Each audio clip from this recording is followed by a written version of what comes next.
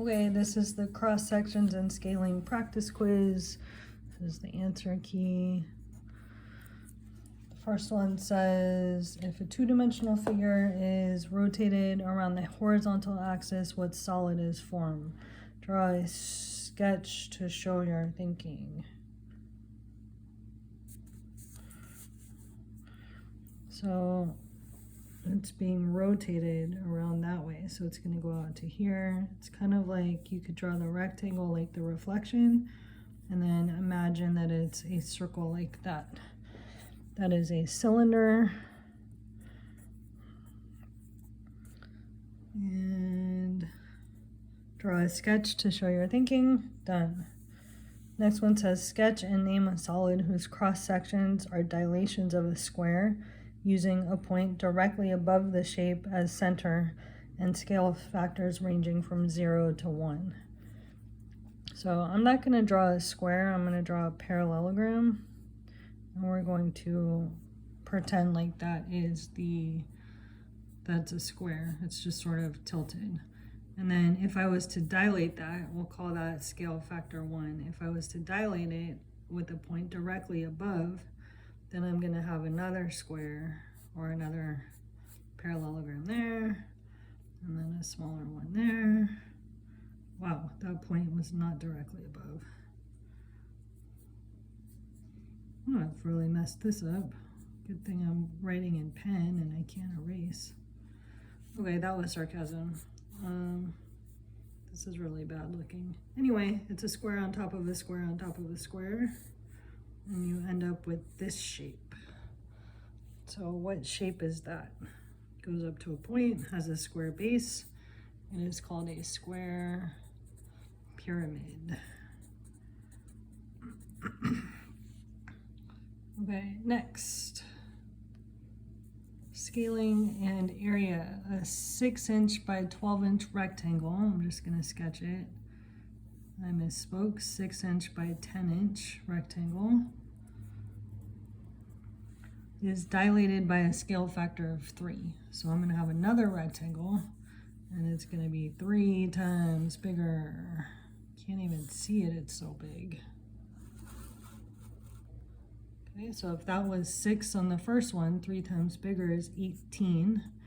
If that was 10 on the first one, 10 times bigger, 3 times bigger than 10 is 30. So if I want to find the area of this rectangle, which is the area of the dilated rectangle, this is the dilated rectangle,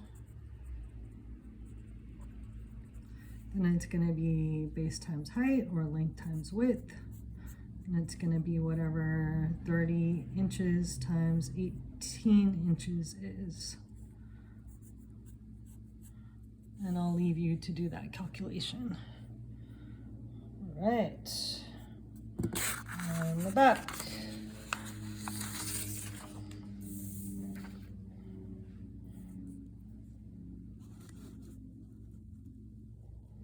It says a rectangular prism with volume of 8 cubic units is dilated by scale factors of K. Fill in the table of values for each scale factor of K. So if you want to make this problem easier, you can actually draw yourself a picture of a rectangular prism. Again, I'll draw the rectangle slanted, and I'm going to, it has to have 8 cubic units, so I can make it 4 and 2 and 1 high, and that will give me 8 for the volume. 4 by 2 by 1 is 8. The volume is 8 because it told me it's 8 cubic units, and because it's the original, it did not change. So we just put a 1 right there, because 8 times 1 is just 8. So that's the factor by which the volume changed. It didn't, because it's 1. Okay, if I was to make this half the size, so a scale factor of a half, what I would have is I would have, instead of 4, I would have, be half the size. I would have 2. Instead of 2, I would have 1, and instead of 1, I would have 0.5. So the volume is going to be 2 times 1 times 0.5, which is half of 2, which is 1. The factor by which the volume changed. So for that, you can do 1 divided by 8. And that will tell you that it's 1/8 the size. Or you could do 1/2 times 1/2 times 1/2, which is also 1/8. Right, let's skip that one, we'll come back to it. If I was going to make this twice the size, then instead of having 4 along the bottom, I would have 8. And instead of having 2, I would have 4. And instead of having 1, I would have 2. So this is going to be the 8 on the bottom, 8 by 4, and 2. So that's big. 8 by 4 is 32. 32 times 2 is 64. How many times bigger is that? One way you can do this is you can do 64 divided by 8. This number divided by that number. And the answer is 8 times bigger. Happens to be 2 times 2 times 2 is 8. Right, 3 times bigger. We can draw that one too. I'm just not going to draw it to scale. I'm just going to put my numbers here, really not to scale. It's going to be a lot bigger than that. But if the original is 4, 3 times bigger is going to be 12. 3 times bigger than 2 is 6. 3 times bigger than 1 is 3. So this is going to be 12 times 6 times 3. I'll let you do whatever math problem that is. If you take that answer and divide it by 8, that will tell you the volume by which it changed. We can go over this in class for the rest. Okay, and then the last one, if I make it 4 times bigger instead of 4, that's going to be 16, because 4 times 4 is 16. Instead of 2, that's going to be 2 times 4, which is 8. And instead of 1, that's going to be 1 times 4, which is 4. Do that math problem, and then take that and divide it by 8, and you'll see what it is. Okay, the last one is the 1.5. I skipped that because it's a little annoying. So let's try it again. What's 1.5 times bigger than 4? So it's 4 and then half of 4, which is 2. That's 1.5 times bigger. So 1.5 times bigger is 6.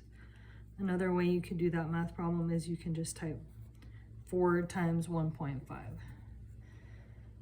So 1.5 times 2 is 2 times 1, which is 2, plus half of 2. So that's going to be 3. And then this is going to be 1.5. Okay, so if I want to find the volume of a 1.5 times bigger rectangular prism, I can do 6 times 3 times 1.5. That will give me the answer for that. Okay. Let's do the next one. How can you find the factor by which the volume changed without calculating the rectangular prism? So if I didn't even know what this looked like, I only knew that it was 8 cubic units, could I find this number? In fact, if I didn't even know this whole column, how could I go from here to here? This one's 27. This one's 64, if you had a chance to do it. This one's 1/8, which I told you already. Okay. To find the factor by which the volume changes,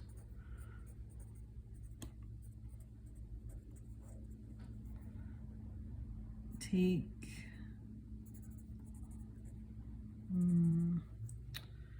use the scale factor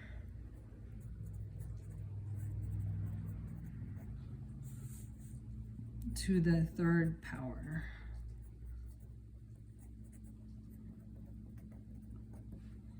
Or cube the scale factor.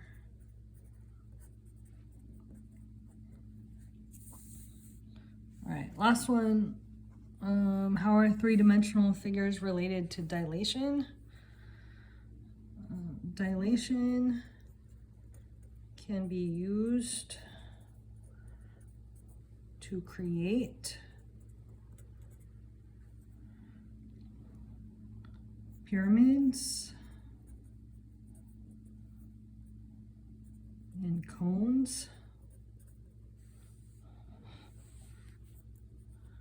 by putting smaller scaled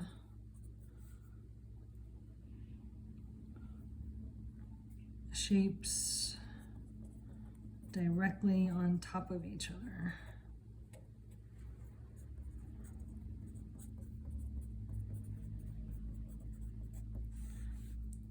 "3D figures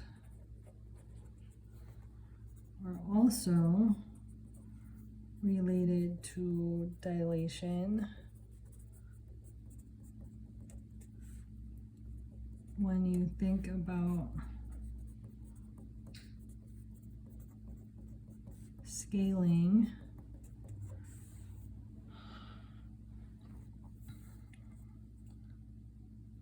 up or down from an original."